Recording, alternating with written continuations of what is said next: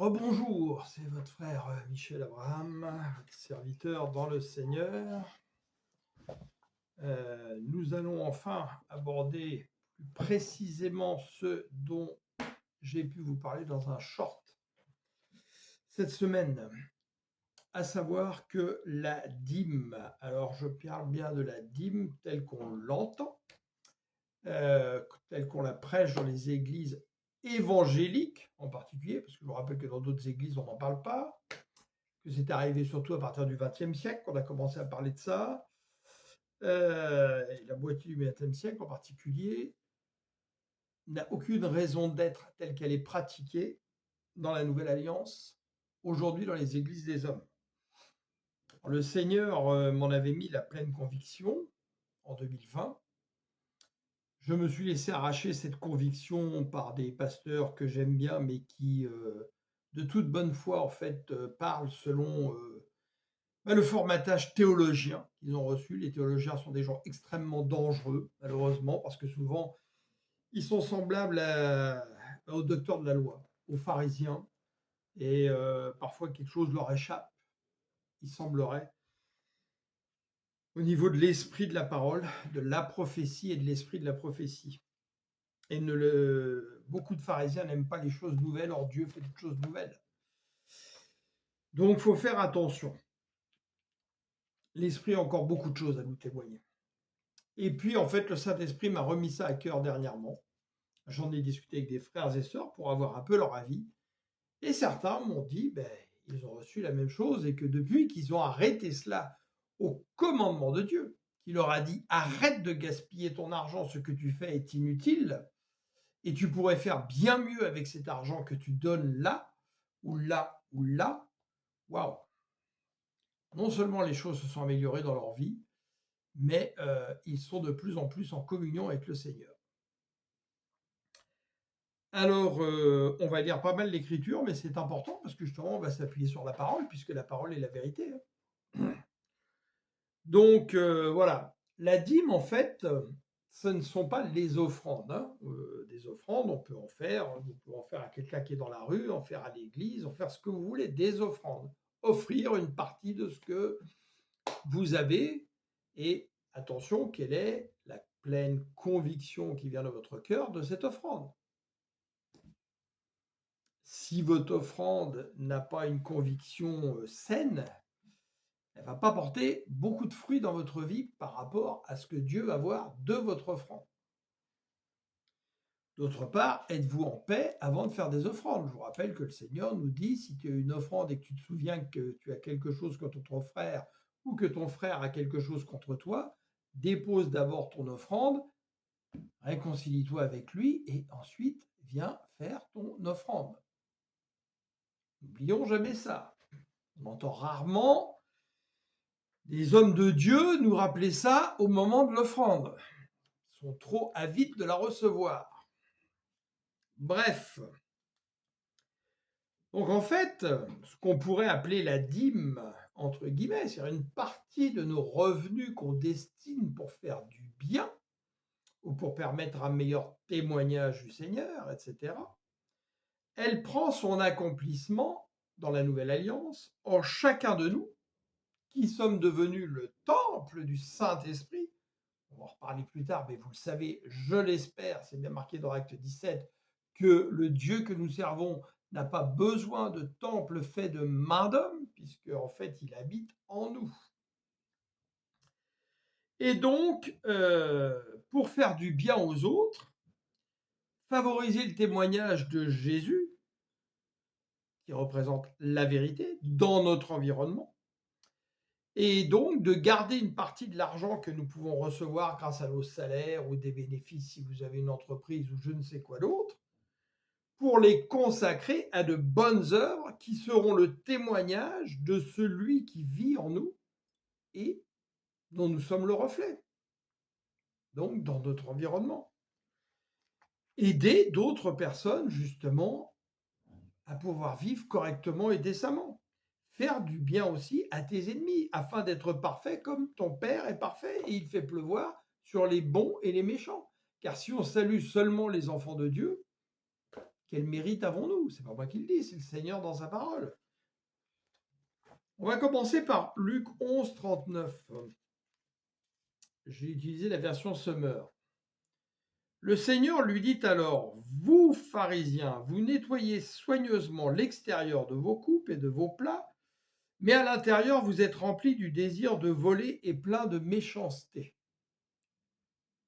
À travers tout ça, il faut bien comprendre ce que le Seigneur est en train de dire. C'est-à-dire que nous voyons sans arrêt avec les yeux naturels, nous regardons à l'apparence extérieure, aux choses qui frappent les yeux, sans regarder ce qui est à l'intérieur et ce qui est le plus important, puisque le Seigneur veut vivre à l'intérieur de nous. C'est là où il se trouve, où il nous sonde, où nous pouvons entrer en communion avec lui. On poursuit au verset 40. Fou que vous êtes, vous voyez, fou que vous êtes. C'est des mots qui cinglent, hein. Le Seigneur n'est pas un babacool, comme on l'a dit plusieurs fois. Il n'est pas un politiquement correct. Est-ce que celui qui a créé l'extérieur n'a pas aussi fait l'intérieur? Donnez plutôt une offrande à Dieu de votre être intérieur, et vous serez du même coup entièrement pur. Là où est ton cœur, là est ton trésor. Ton cœur, il est à l'intérieur. Quelles sont les offrandes qui vont venir de ton être intérieur, là où est ton trésor? On va en reparler. Mais malheur à vous, pharisiens, vous vous acquittez scrupuleusement de la dîme sur toutes les petites herbes comme la menthe, etc., etc., et sur le moindre légume, mais vous négligez la droiture et l'amour de Dieu. Alors déjà, je vous remarquerai que là, on parle de dîme par rapport à des produits, etc., pas d'argent. Hein. Voilà ce qu'il fallait faire sans laisser le reste de côté. Je serais curieux de voir si aujourd'hui vous arrivez dans une église et vous amenez 30 sacs de blé à votre pasteur pour voir ce qu'il va faire. Malheur à vous, pharisiens, parce que vous aimez les sièges d'honneur dans les synagogues, ce qui se passe toujours aujourd'hui. Les gens aiment les sièges d'honneur, les beaux vêtements avec des marques de luxe pour se montrer, tout ce que le Seigneur déteste. Vous aimez qu'on vous salue respectueusement sur les places publiques? Bah oui, parce qu'on est des orgueilleux. Malheur à vous, vous vous ressemblez à ces tombes que rien ne signale au regard et sur lesquelles on passe sans s'en douter. Etc., etc. Je vous laisse poursuivre jusqu'au verset 52 qui finit par malheur à vous, enseignants de la loi, vous vous êtes emparés de la clé de la connaissance. Non seulement vous n'entrez pas vous-même, mais vous empêchez d'entre eux ceux qui voudraient le faire. C'est toujours d'actualité dans beaucoup d'assemblées, malheureusement. Je voudrais vous rappeler, avant de poursuivre, deux choses que le Saint-Esprit m'a témoignées il y a très longtemps. L'habitude est le commencement de la mort. Et on aime bien s'ancrer dans les habitudes. Or, Dieu fait toutes choses nouvelles. Donc réfléchissez bien à ça. On parle évidemment de la mort spirituelle. Et la deuxième chose qu'il m'a témoigné à plusieurs reprises, le luxe est une insulte à la pauvreté. Or, on voit combien de gens dans les assemblées aujourd'hui avec des vêtements, des sacs à main, des voitures de luxe pour pouvoir se montrer avec les apparences extérieures. Vous pouvez aimer un produit fait de qualité, de bonne qualité. Mais c'est pas ça le luxe. Le luxe, c'est avoir ce t-shirt-là avec un Ralph Lauren, un Lacoste, un Hugo Boss, que vous voulez, qui est fabriqué dans la même usine que celui-là qui a coûté 2 euros, et le payer 60 euros. Pour dire, waouh, t'as vu, je suis béni, je suis riche, j'ai un Ralph Lauren. Vous êtes les plus malheureux des hommes. Alors le mot dîme est prononcé, mais il n'est pas le plus important déjà, vous voyez, dans tout ce qu'on vient de lire. Et il vient en second, et il parle d'une dîme sur les récoltes, pas d'argent. C'est la dîme lévitique, la loi. Jésus parle à des gens qui sont nés sous la loi et qui vivent sous la loi. Quant à la dîme d'Abraham, qu'il a donnée à Melchisédek, il l'a donnée une fois pour une circonstance, pour le remercier de la victoire, sachant que Melchisédek est la préfiguration de Christ.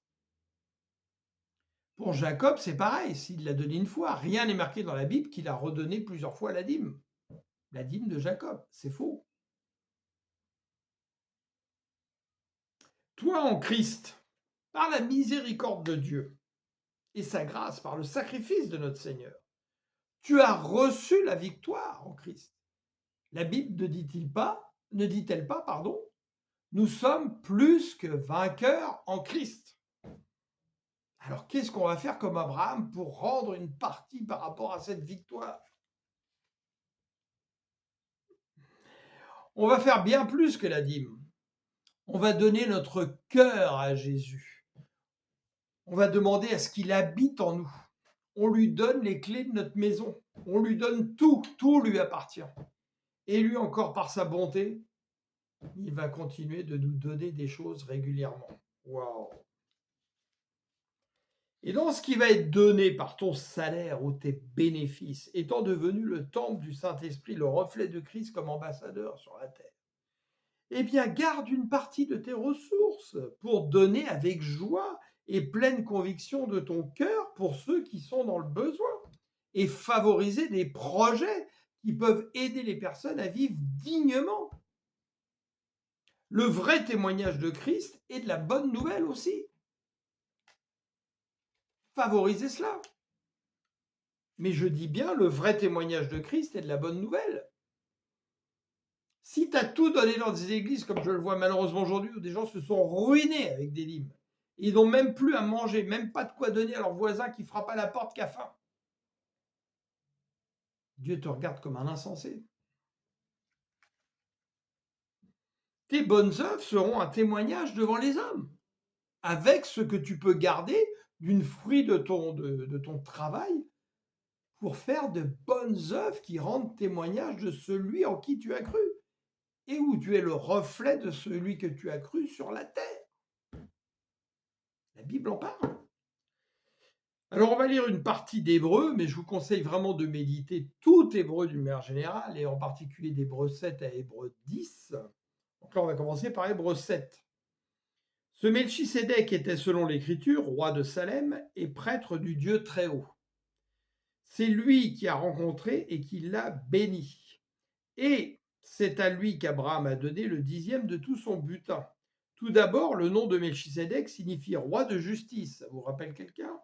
Ensuite, il est roi de Salem, ce qui veut dire roi de paix. Oh Notre Seigneur Yeshua Mashiach, l'Éternel, Yahweh Adonai, celui qui est le Seigneur. En outre, l'Écriture ne lui attribue ni père, ni mère, ni généalogie. Ben non, il est l'alpha et l'oméga. Elle ne mentionne ni sa naissance, ni sa mort. Elle le rend ainsi semblable au Fils de Dieu, il demeure prêtre pour toujours. Remarquez quel rang éminent occupait cet homme pour qu'Abraham, le patriarche, lui donne la dîme de son butin. Certes, la loi ordonne à ceux des Lévites, qui sont prêtres, de prélever la dîme sur le peuple d'Israël, c'est-à-dire sur leurs frères, bien que ceux-ci soient comme eux des descendants d'Abraham. Mais Melchisédek, qui ne figure pas parmi les descendants de Lévi, a reçu la dîme d'Abraham. En outre, il a invoqué la bénédiction de Dieu sur celui qui avait reçu les promesses divines. Or, incontestablement, c'est l'inférieur qui est béni par le supérieur. De plus, dans le premier cas, ceux qui perçoivent la dîme sont des hommes mortels. Dans le second, selon le témoignage de l'Écriture, il s'agit de quelqu'un qui vit, Christ, l'Esprit vivifiant, devenu l'Esprit vivifiant par la résurrection aujourd'hui. Enfin, concernant Lévi, qui continue à percevoir la dîme par l'intermédiaire de ses descendants, on peut même dire qu'il l'a versé à Melchisédek en la personne d'Abraham. En effet, puisqu'il n'était pas encore né, il était encore en puissance dans la personne de son ancêtre Abraham lorsque Melchisédek a rencontré celui-ci. La loi donnée au peuple d'Israël repose sur le sacerdoce lévitique. Or, s'il avait été possible d'atteindre la perfection par ce sacerdoce, ce qui n'est pas le cas, pourquoi était-il nécessaire d'établir un autre prêtre dans la ligne de Melchisédek et non pas dans la ligne d'Aaron? Or, ce changement de sacerdoce entraîne forcément un changement de loi. Car les affirmations du texte que nous venons de citer concernent un prêtre qui est d'une autre tribu que celle de Lévi, une tribu dont aucun membre n'a jamais été affecté au service de l'autel. Comme on le sait bien, en effet, notre Seigneur est issu de la tribu de Juda, et Moïse n'a jamais parlé de sacerdoce pour cette tribu. Cela devient plus évident encore quand on considère ce fait. C'est sur le modèle de Melchisédek qu'un autre prêtre a été établi. Il n'est pas devenu prêtre en vertu d'une règle liée à la filiation naturelle, mais par la puissance d'une vie indestructible. Car il est déclaré à ton sujet, tu es prêtre pour toujours dans la ligne de Melchisédek. D'une part donc, la règle antérieure se trouve abrogée, parce qu'elle était impuissante et inutile. La loi, en effet, n'a rien amené à la perfection. D'autre part, une meilleure espérance a été introduite, par laquelle nous nous approchons de Dieu. En outre, tout cela ne s'est pas fait sans serment de Dieu. Les autres prêtres ont reçu la prêtrise sans un tel serment, mais Jésus est devenu prêtre en vertu d'un serment que Dieu a prononcé quand il lui a dit, le Seigneur l'a juré, il ne reviendra pas sur son engagement, tu es prêtre pour toujours, ainsi Jésus est devenu le garant d'une alliance meilleure. De plus, de nombreux prêtres se succèdent parce que la mort les empêche d'exercer leurs fonctions à perpétuité, mais Jésus, lui, parce qu'il demeure éternellement, possède le sacerdoce perpétuel. Voilà pourquoi il est en mesure de sauver parfaitement ceux qui s'approchent de Dieu par lui, puisqu'il est toujours vivant pour intercéder en leur faveur auprès de Dieu. Jésus est donc bien le grand prêtre qu'il nous fallait. Il est saint, pleinement innocent, indemne de tout péché, séparé des pécheurs, et il a été élevé plus haut que les cieux. Je vous laisse continuer la suite jusqu'au verset 28. Hébreux 8, on va commencer au verset 7. En effet, si la première alliance avait été sans défaut, il n'aurait pas été nécessaire de la remplacer par une seconde. Or, c'est bien un reproche que Dieu adresse à son peuple lorsqu'il déclare « Mais des jours vont venir, dit le Seigneur, où je conclurai avec le peuple d'Israël et celui de Juda une alliance nouvelle. Elle ne sera pas comme celle que j'ai conclue avec leur père, quand je les ai pris par la main pour les faire sortir d'Égypte, puisqu'ils n'ont pas été fidèles à mon alliance. Moi alors, je me suis détourné d'eux, dit le Seigneur. Mais voici quelle alliance je vais conclure avec le peuple d'Israël. » Donc le peuple d'Israël, je vous rappelle, c'est celui qui est fidèle à Dieu, circoncis dans le cœur en la nouvelle alliance par Jésus et la foi. Après ces jours, dit le Seigneur, je placerai mes lois dans leurs pensées, je les graverai dans leur cœur, je serai leur Dieu, ils seront mon peuple. Écoutez bien, ils n'auront plus besoin de s'enseigner l'un l'autre en répétant à chacun, à son concitoyen ou à son frère, il faut que tu connaisses le Seigneur, car tous me connaîtront du plus petit jusqu'au plus grand. Comment est-ce possible? Par le Saint-Esprit. Dieu le dit lui-même, c'est le Saint-Esprit qui va nous indiquer tout, nous conduire dans toute la vérité. Or, aujourd'hui, on bâtit des églises partout et les gens cherchent des enseignements qui viennent des hommes, etc. Mais la voix du Saint-Esprit, ça ne les intéresse pas tellement. Waouh! On en est où? Car je pardonnerai leurs fautes, je ne tiendrai plus compte de leurs péchés. Je ne tiendrai plus compte de leurs péchés, je pardonnerai leurs fautes. Or, vous allez dans des soirées de délivrance de ceci, parce que c'est les malédictions héréditaires, et puis les décrets qui ont été pleins. Mais tout ça, caca, boubin. Arrête de mettre tes oreilles là-dedans. Tu te mets toi-même sous des lois de malédiction parce que tu refuses tout ce qui a été accompli en Christ. Et tu viens prier le Seigneur, aide-moi, aide-moi. Et le Seigneur te regarde, comment puis-je t'aider puisque tu ne veux pas de moi? Tu ne veux pas de ce que j'ai accompli. Waouh! Mon Dieu, aide-nous. Hébreux 9, verset 11. Or, le Christ est venu en tant que grand prêtre pour nous procurer les biens qu'il nous a désormais acquis.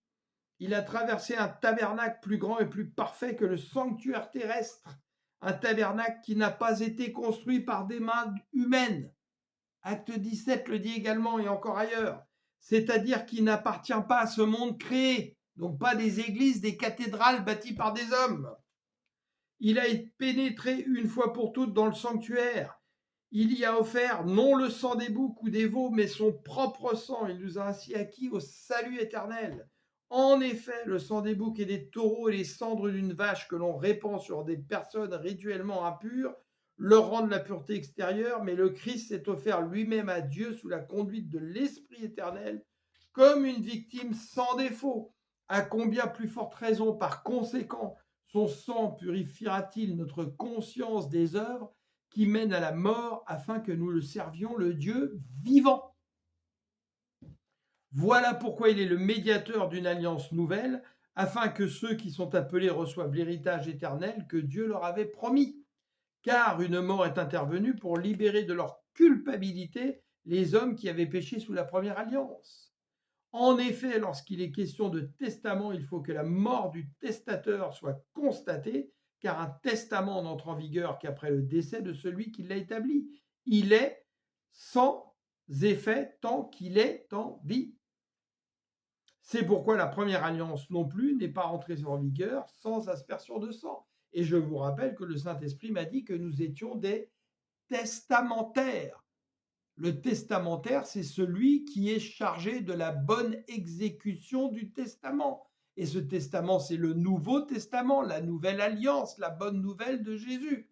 Or, si nous ne rendons pas un testament en tant que testamentaire qui est fidèle, nous escroquons les héritiers. Nous sommes des faux bergers, des faux pasteurs, des loups féroces. Et le Seigneur nous avertit. Attention, que personne ne vous égare. Alors Jésus, par la croix, a donné sa vie et son sang comme une offrande pure et éternelle qui nous apporte la victoire. Que nous demande-t-il en échange? Pas grand-chose. Pas grand-chose, en fait. Mais beaucoup par rapport à notre soif des richesses du monde. Waouh! Il va falloir abandonner des choses qu'on aime bien, qu'on aime idolâtrer. Luc 9, verset 20. Et vous, leur demanda-t-il alors, que dites-vous que je suis? Pierre prit la parole et dit, le Messie envoyé par Dieu. Ne le dites à personne, leur ordonna Jésus, et il ajouta, il faut que le Fils de l'homme souffre beaucoup et soit rejeté par les responsables du peuple. Les responsables du peuple, là il parlait des pharisiens, les docteurs de la loi. Il en sera pareil aujourd'hui. Le Seigneur me l'a dit en juillet 2022, en parlant de ceux qui sont dans les églises des hommes, là. Ils vous livreront aux païens parce qu'ils n'ont pas l'amour de la vérité en eux. Ça va se reproduire, pareil, la même chose. C'est eux qui vont nous faire la guerre le plus. Et il ajouta, il faut que le Fils de l'homme souffre donc beaucoup et soit rejeté par les responsables du peuple, les chefs des prêtres et les spécialistes de la loi. Il doit être mis à mort et ressuscité le 3e jour. Puis, s'adressant à tous, il leur dit, si quelqu'un veut me suivre, qu'il renonce à lui-même. Donc, ta vie dans le monde où en fait, tout ce que tu vois, c'est les richesses du monde et tu t'intéresses qu'à ça. Qu'il se charge chaque jour de sa croix, comme Christ, de porter sa croix, et qu'il me suive. Est-ce qu'on veut vraiment suivre le Christ? C'est une question qu'on doit se poser tous les jours. C'est normal, on est dans le monde, on a l'esprit du monde qui vient nous convoiter sans arrêt. C'est normal, Dieu le sait. Il sera miséricordieux par rapport à des égards qu'on peut faire, mais revenons à ce qu'il nous a demandé. Au contraire, ne continuons pas à nous engouffrer dans ce qu'il ne nous a pas demandé. Bien sûr qu'on peut commettre des erreurs, j'en commets tout le temps moi-même. Soyons attentifs. Et que dit-il? En effet, celui qui est préoccupé de sauver sa vie, donc dans le monde, la perdra. Mais celui qui perdra sa vie dans le monde, pour moi, la sauvera. Si un homme parvient à posséder le monde entier, à quoi cela lui sert-il s'il se perd ou se détruit lui-même? C'est-à-dire si tu perds ton âme. C'est ce qui arrive à beaucoup aujourd'hui par rapport à ce dont ils témoignent et les œuvres qu'ils font. Si quelqu'un a honte de moi et de mes paroles, le Fils de l'homme à son tour aura honte de lui quand il viendra dans sa gloire, dans celle du Père et de Saint-Ange. Romains 12, 1, voilà ce que demande le Seigneur. Je vous invite donc, frères, à cause de cette immense bonté de Dieu, à lui offrir votre corps comme un sacrifice vivant. Voilà la dîme que le Seigneur vous demande aujourd'hui quelque part. Et que ces 10% là, et vous pouvez faire bien plus justement, de ce que vous recevez, vous vous en serviez pour faire de bonnes œuvres qui rendent témoignage de qui vous servez. Saint et qui plaise à Dieu, ce sera là de votre part un culte spirituel. Ne vous laissez pas modeler par le monde actuel. Ne vous conformez pas au siècle présent, y compris dans le monde et dans les assemblées. C'est pas parce que vous voyez ça se faire partout que ça doit être ce que vous devez faire. Ce que vous devez faire, c'est marqué dans la parole. Lisez-le. mais laissez-vous transformer par le renouvellement de votre pensée, donc par la pensée de Christ, pour pouvoir discerner la volonté de Dieu, donc par le Saint-Esprit qui va vous rendre témoignage de tout cela, ce qui est bon, ce qui lui plaît et ce qui est parfait. Voilà l'expression de la dîme parfaite accomplie en Christ, en offrant nos vies, nos corps à Dieu. Porter notre croix pour la défense de la vérité, de la justice de Dieu, la grâce imméritée de Dieu pour rendre témoignage à la vérité dans notre environnement, là où Dieu nous place, où nous véhicule à droite à gauche. Christ nous envoie. Il nous apprend à compter que sur l'Éternel. Matthieu 10, verset 6. Rendez-vous auprès des brebis perdues du peuple. Elles sont où ces brebis? Le Seigneur le dit.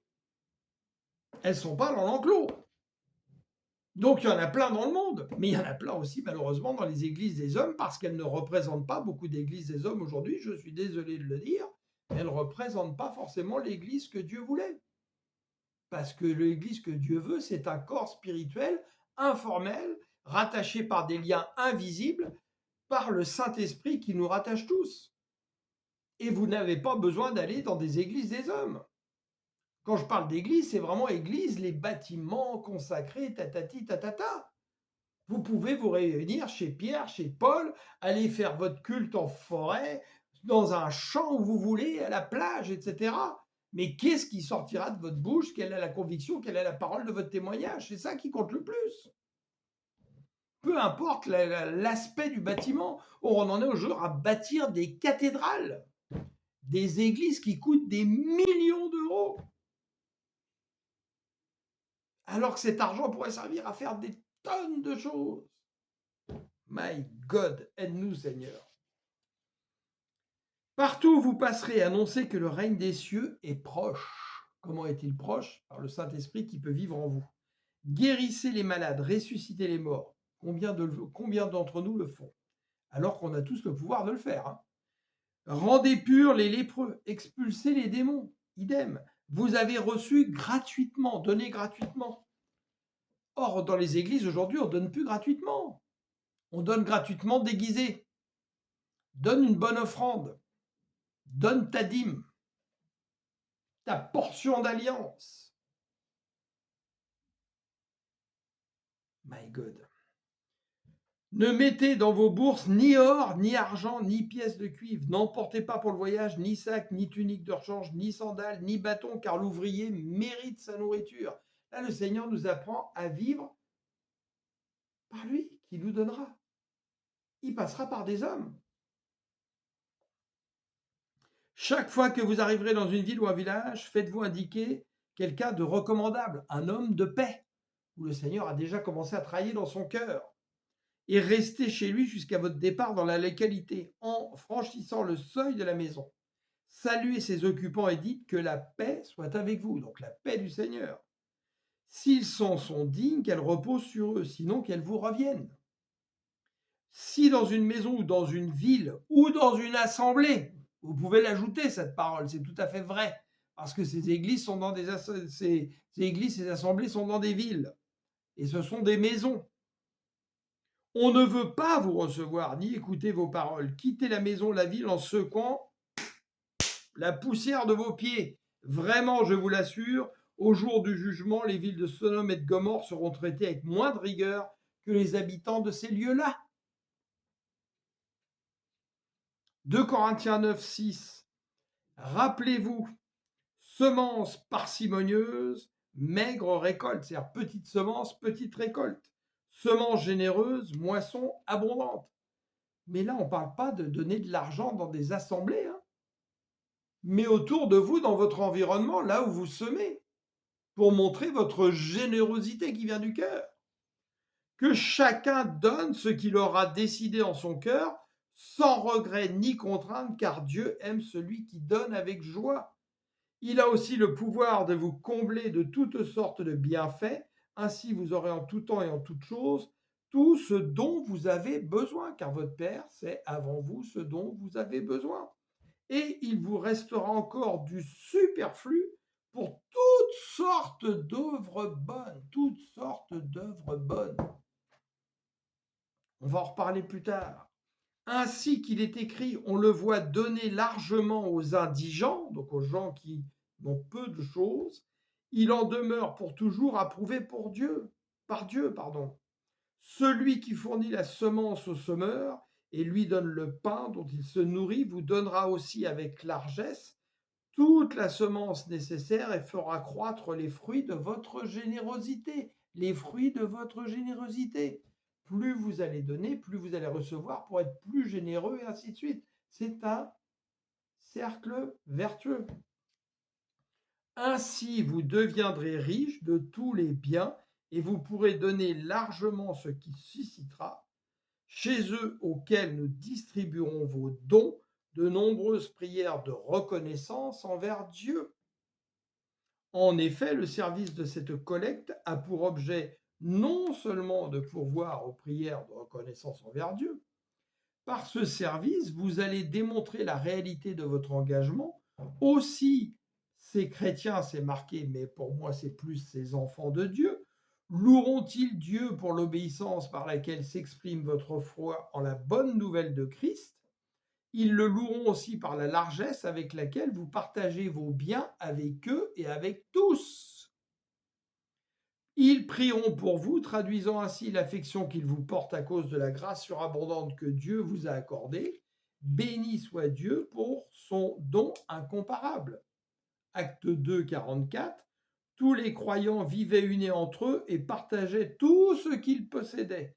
Ils vendaient leurs propriétés et leurs biens et répartissaient l'argent entre tous selon les besoins de chacun. Waouh!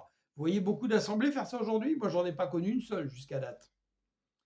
Tous les jours, d'un commun accord, ils se retrouvaient dans la cour du temple, ils rompaient le pain dans les maisons et prenaient le repas dans la joie avec simplicité de cœur. Pas tout un tralala, un protocole. Quand vous voyez déjà le mot protocole, fuyez. C'est pas de Dieu ce mot-là, c'est totalement humain. Ils louaient Dieu et le peuple tout entier leur était favorable. Le Seigneur ajoutait chaque jour à leur communauté ceux qu'il sauvait. Donc le Seigneur faisait prospérer les choses parce qu'il répondait à ce que Dieu avait demandé de faire. Or, nous ne répondons pas aujourd'hui à ce que Dieu nous a demandé de faire. Et on s'étonne que c'est l'ennemi qui gagne du terrain dans le monde. Ben forcément. 2 Corinthiens 8. Achevez donc à présent de le réaliser, menez-le à terme, soyez selon vos moyens, avec le même empressement que vous avez mis à le décider. Lorsqu'on donne de bon cœur, Dieu accepte ce don en tenant compte de ce que l'on a et non de ce que l'on n'a pas. Il n'est pas question de vous réduire vous-même à l'extrémité pour que d'autres soient soulagés. Il s'agit simplement de suivre le principe de l'égalité. Dans la circonstance présente, par votre superflu, vous pouvez venir en aide à ceux qui sont dans le besoin. Aussi, par leur superflu, ils pourront un jour subvenir à vos besoins. Ainsi s'établit l'égalité. C'est merveilleux de lire des choses comme ça. C'est autre chose que ce qu'on voit dans les églises aujourd'hui. Suivant cette parole de l'Écriture, celui qui avait ramassé beaucoup de manne n'en avait pas de trop, et celui qui n'en avait pas ramassé peu ne manquait de rien. Alors je vous le demande, est-ce que nous voyons ça largement aujourd'hui se produire dans le monde, qu'il soit dans le monde païen ou dans les églises? Pas vraiment. Attention, Luc 21, 1. En regardant autour de lui, Jésus vit des riches qui mettaient leurs dons dans le tronc. Il aperçut aussi une pauvre veuve qui y glissait 2 petites pièces. Il dit alors, en vérité, je vous l'assure, cette pauvre veuve a donné bien plus que tous les autres. Ben oui, parce que c'est le pourcentage de ce qu'elle avait. Car tous ces gens ont seulement donné de leur superflu, ça ne leur a rien coûté. Mais elle a pris sur son nécessaire et a donné tout ce qu'elle avait pour vivre. Certains parlaient du temple, richesses, ses pierres, etc. Jésus leur dit, il viendra un temps où tout ce que vous regarderez sera détruit, pas une pierre ne restera sur une autre. Maître, lui demandèrent-ils, alors quand cela se produira-t-il et à quel signe reconnaîtra-t-on tous ces événements qui devront avoir lieu? Jésus leur dit, faites attention, ne vous laissez pas induire en erreur. Il nous l'a dit combien de fois dans la Bible? Et ses apôtres. Car plusieurs viendront sous mon nom en disant c'est moi le Messie ou encore le temps est venu, ne les suivez pas. Ne regardez pas les apparences, les fausses richesses. Acte 17, 24, on en a parlé. Dieu qui a créé l'univers et tout ce qui s'y trouve, et qui est le Seigneur du ciel et de la terre, n'habite pas dans des temples bâtis de main d'homme. C'est en vous qu'il habite. Il n'a pas besoin non plus d'être servi par des mains humaines, comme s'il lui manquait quelque chose. Au contraire, c'est lui qui donne à tous les êtres la vie, le souffle et toutes choses. 1 Corinthiens 6, 19. Ou bien encore, ignorez-vous que votre corps est le temple même du Saint-Esprit qui vous a été donné par Dieu et qui maintenant demeure en vous. Vous ne vous appartenez donc plus à vous-même. Vous vous rendez compte de cette dîme que vous donnez qui est bien plus forte? Vous ne vous appartenez plus à vous-même. Vous vous êtes donné au Seigneur, consacré à Dieu. Car vous avez été racheté à grand prix. Honorez donc Dieu dans votre corps. 2 Corinthiens 13, 13. Que la grâce du Seigneur Jésus le Christ, l'amour de Dieu et la communion du Saint-Esprit soient avec vous tous. Voilà ce que nous devons rechercher comme le plus grand trésor. Matthieu 25, 34. Écoutez bien. C'est le jugement des nations. Après quoi, le roi dira à ceux qui seront à sa droite, venez, vous qui êtes bénis par mon Père, prenez possession du royaume qu'il a préparé pour vous depuis la création du monde. Car j'ai souffert de la faim et vous m'avez donné à manger. Comment on peut faire ça si on n'a pas d'argent pour donner à manger? Si on ne produit pas des récoltes pour donner à manger? Si on est pauvre? J'ai eu soif et vous m'avez donné à boire. Comment on peut faire? Pareil. J'ai été un étranger, vous m'avez accueilli chez vous. Comment on peut le faire si on n'est pas capable d'avoir une maison, de posséder quelque chose pour pouvoir accueillir quelqu'un qui serait dans le besoin, lui offrir une chambre? J'étais nu et vous m'avez donné des vêtements. Comment on peut le faire si on n'a pas moyen d'acheter des vêtements pour en donner encore aux autres, en plus de ceux qu'on porte? Quand vous aurez tout donné dans vos assemblées et que vous n'aurez plus d'argent, par contre que votre pasteur, lui, aura une super voiture à 200 000 euros, une maison à 15 millions d'euros et un jet privé, waouh, vous allez faire vachement de bien avec ça. J'étais malade et vous m'avez soigné. Parce qu'on a pu s'occuper de la personne, donner de son temps. Combien de fois aujourd'hui on entend des gens dire « Ah, j'ai pas le temps, il faut que je fasse ci, il faut que je fasse ça. » Tout le monde est s'occuper à ses trafics. J'ai été en prison, vous êtes venu à moi. C'est-à-dire, moi, je veux le faire, je n'ai pas pu le faire aujourd'hui encore, mais je veux le faire. Aller visiter les prisonniers pour leur parler de la grâce, les emmener à Jésus. Alors les justes lui demanderont « Mais Seigneur, quand avons-nous vu avoir faim? Et avons-nous donné à manger ou avoir soif? Et t'avons-nous donné de la boire? Ou étranger t'avons-nous accueilli? Ou nu ou t'avons-nous vêtu? Ou malade ou prisonnier sommes-nous venus te rendre visite? » Et le roi, donc Jésus, leur répondra, vraiment, je vous l'assure, chaque fois que vous avez fait cela au moindre de mes frères, que voici, c'est à moi-même que vous l'avez fait. Comment vous pouvez faire ça? Avec votre générosité, votre cœur. C'est une dîme parfaite. C'est ça que le Seigneur demande que nous fassions aujourd'hui. Au lieu de nous réfugier dans des bunkers églises où on croit que, je ne sais pas, le monde ne peut pas nous atteindre là. Mais l'ennemi, il est dans la citadelle. L'ennemi, il est derrière vous avec le couteau prêt à vous poignarder. Hein. Et vous connaissez la suite. Là, il se tourne contre les boucs et il leur reproche tout le contraire, de n'avoir rien fait à leurs frères. Et combien d'entre nous pouvons répondre à ça aujourd'hui? Quelqu'un nous demande à manger, bah tu sais, j'ai déjà pas beaucoup à manger. Tu veux pas me prêter 30 euros? Bah tu sais, j'ai du mal à finir les fins de mois, etc. Ah, par contre, j'ai donné 600 euros à mon pasteur comme dîme. C'est bête, hein, parce que les 600 euros, tu les aurais gardés, tu aurais pu donner à manger à ton frère.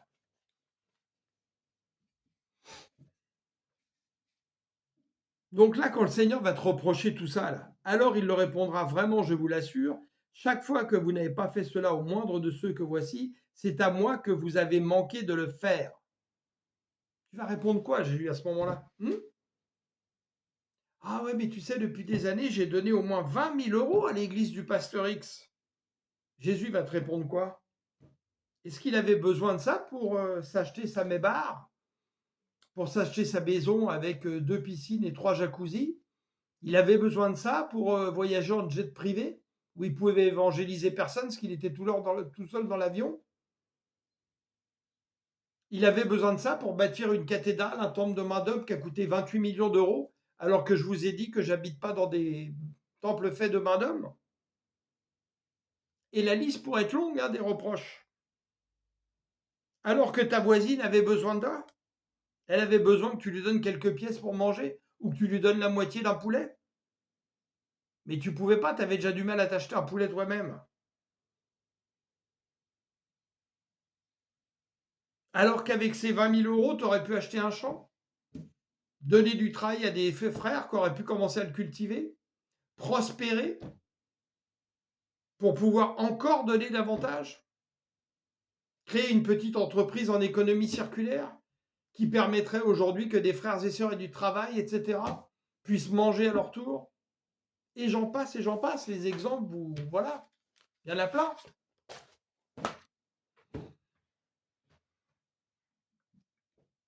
Alors j'espère que tout ce qu'on a pu parler, ce que l'Écriture a dit là, et j'espère que vous la méditerez, pourra vous faire comprendre qu'il faut sortir de systèmes qui ont été mis en place par des gens habiles pour s'enrichir sur notre dos, et le fait qu'aujourd'hui, justement, on devrait faire beaucoup plus de choses dans notre environnement pour faire du bien, et on ne peut pas le faire parce qu'on s'appauvrit déjà nous-mêmes. Un de mes frères, que j'aime beaucoup, qui se reconnaîtra, on en parlera sans doute justement dans l'émission témoignage qu'on vous a promis qui va venir, quand il a reçu cette pleine révélation du Saint-Esprit, justement, qu'il ne fallait surtout pas donner de dîmes et que c'était plus valable, le Seigneur lui a dit, arrête de gaspiller ton argent. Et oui, et oui, et oui, et oui, et oui. Soyons renouvelés dans notre intelligence, dans la connaissance de Christ par le Saint-Esprit, et arrêtons de vouloir mettre notre confiance uniquement dans des hommes, et méfions-nous des théologiens, de tous ces gens qui ont fait des écoles bibliques et séminaires, où on vient nous formater de génération en génération, et où on finit par devenir sourd au Saint-Esprit. C'est terrible. Alors oui, Seigneur, je te rends grâce, je te remercie pour ton Saint-Esprit, je te remercie pour toutes choses nouvelles que tu fais en chacun de nous. Je te remercie vraiment, Seigneur, dans ces temps de nous venir en aide pour nous renouveler, renverser les faux raisonnements que le monde et les gens qui sont dans les églises des hommes, beaucoup malheureusement, pas toutes, heureusement, bien fort heureusement, mais sont venus pour nous égarer, et parfois en bonne conscience, parce qu'ils ont répété ce qu'ils avaient entendu, d'autres avec de mauvaises intentions. Peu importe, chacun touchera la rétribution de son salaire à la fin. Mais vraiment, Seigneur, je te demande de venir en aide à ton peuple, car tu connais ton peuple, tu connais ceux qui t'appartiennent, de venir vraiment nous racheter, Seigneur, et enlever toutes les mauvaises herbes qui ont été mises dans notre cœur, les cailloux, les ronces, etc. Et vraiment, Seigneur, que nous puissions être de la bonne terre pour porter du fruit. Merci, Seigneur, que ta volonté s'établisse dans nos vies et que nous puissions vraiment, Seigneur, euh, porter davantage de fruits dans notre environnement. Oui, Seigneur, c'est vraiment ma prière au nom de notre Seigneur Yeshua Mashiach. Merci, éternel mon Dieu, toi qui es le Seigneur Yahweh Adonai. Alléluia. Demeurez richement bénis dans l'alliance en notre Seigneur Yeshua Mashiach, par son sacrifice, par sa mort, la rançon à grand prix qu'il a payée. Prenons conscience de ce qu'il a payé. N'en faisons pas n'importe quoi, s'il vous plaît. Et je me parle à moi-même également. Je vous aime.